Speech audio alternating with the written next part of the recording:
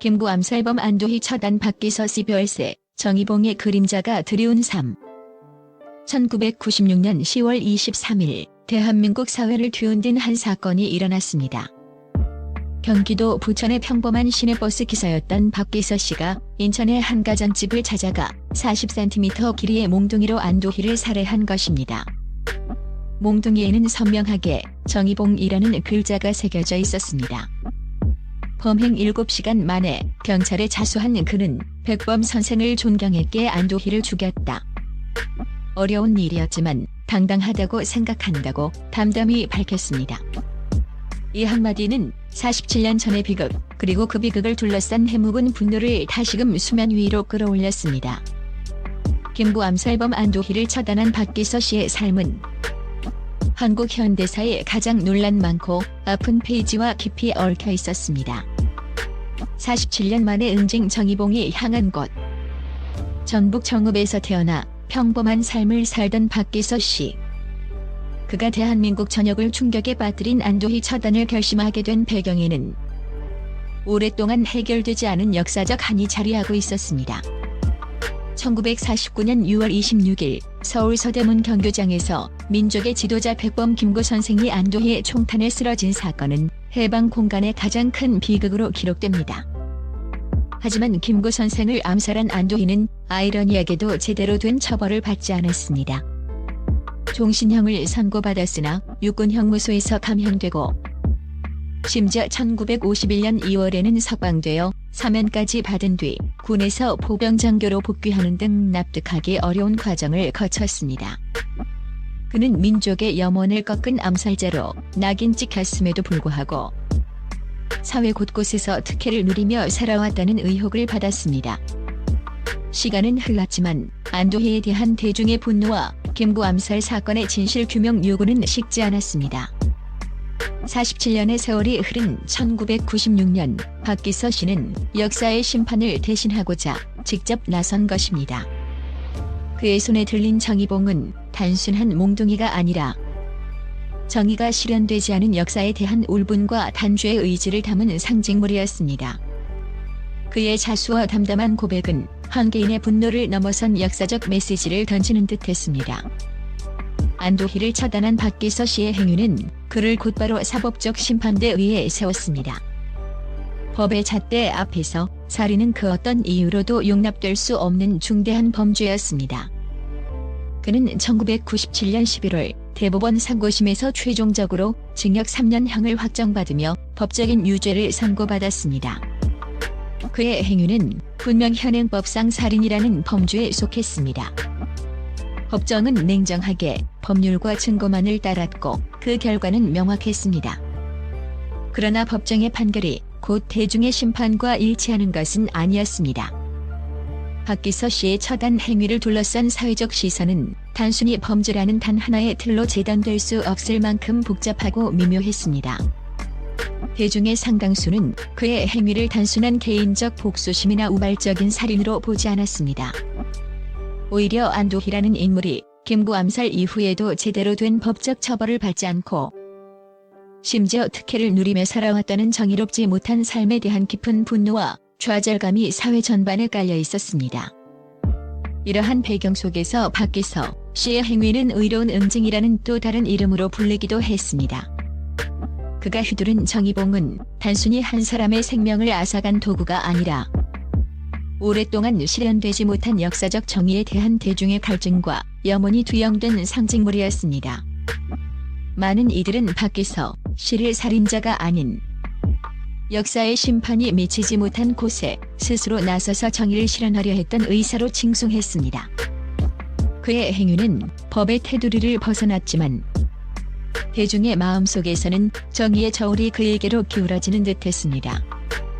법의 냉정한 심판 아래 징역 3년형을 확정받았던 박기서 씨. 그의 수감 생활은 김구 암살이라는 해방 공간의 비극, 그리고 안도희라는 논란의 인물이 만든 아물지 않는 상처의 연장이었습니다. 그렇게 역사의 그림자 속에 갇히는 듯했던 그에게 예상치 못한, 그리고 어쩌면 시대의 염원이 담긴 듯한 반전이 찾아왔습니다. 바로 1998년 3월 김대중 정부가 출범하면서 박기서 씨가 특별 사면되어 석방된 것입니다. 이 사면은 단순한 법적 절차 이상의 의미를 지녔습니다. 당시 김대중 정부는 민주화와 과거사 청산을 중요한 국정 과제로 삼았고, 박기서 씨의 사면은 그의 행위에 대한 사회적 공감대와 역사적 의미를 정부가 일정 부분 인정한 것으로 해석되었습니다.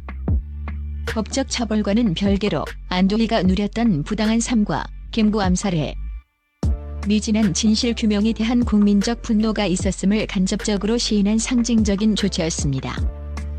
세상은 그를 의사와 살인자라는 극단적인 잣대로 바라보았지만 결국 그는 법의 울타리 밖에서 시대의 특별한 용서를 받은 셈입니다.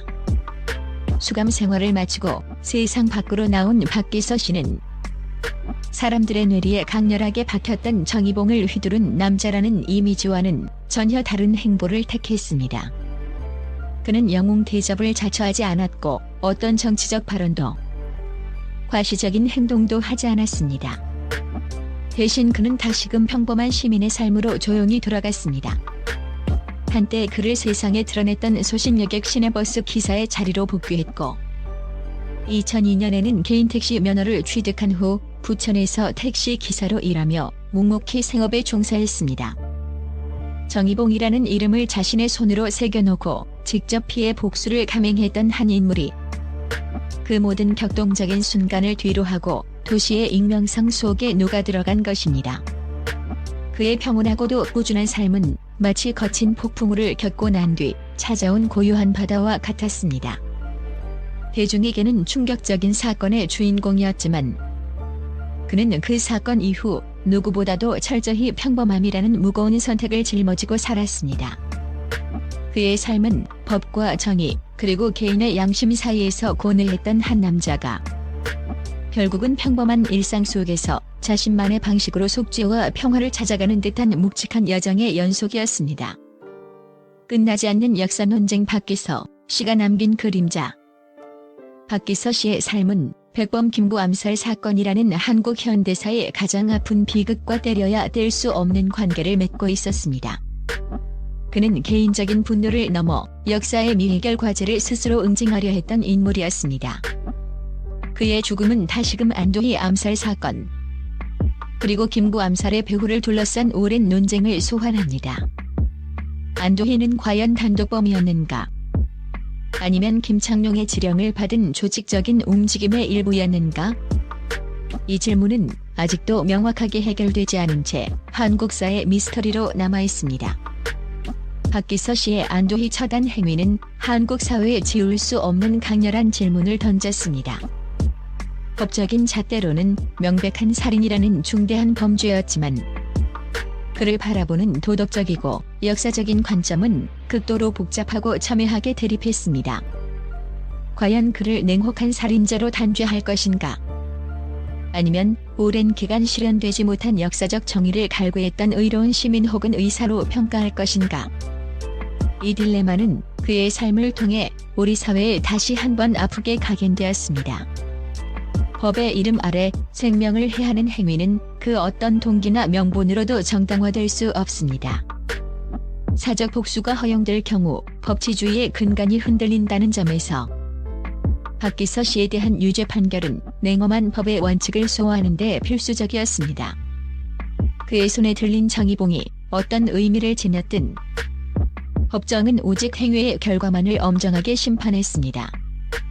그러나 대중의 시선은 달랐습니다.